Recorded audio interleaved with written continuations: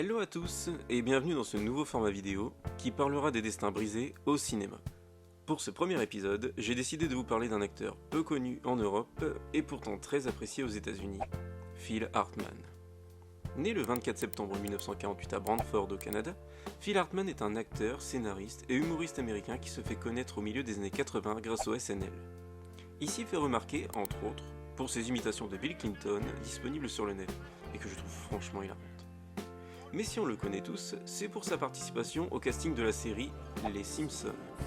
Il y double deux personnages, Lionel Hutz, un avocat aussi doué dans son métier que moi en tant que chanteur, et le cultissime Troy McClure, acteur raté et attachant, visible dans bon nombre d'épisodes jusqu'en 1998.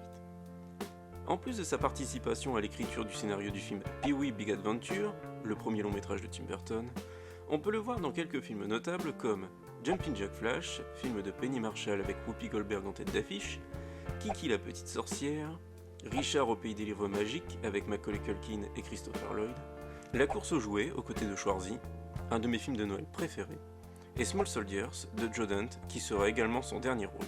Le film lui sera d'ailleurs dédié.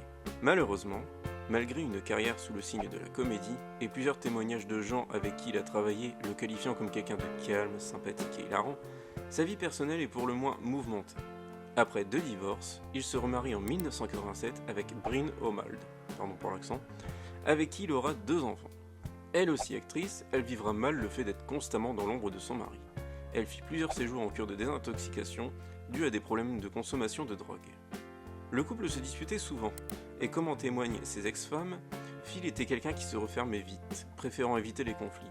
Il lui arrivait souvent d'aller se coucher ou de s'isoler dans la cave.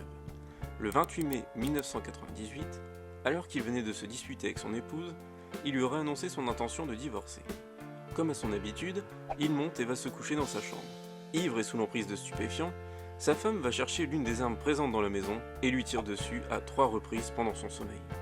Après avoir appelé un ami, qui constate son décès, il appelle le 911 et fait sortir les enfants du couple encore présents dans la maison au moment des faits.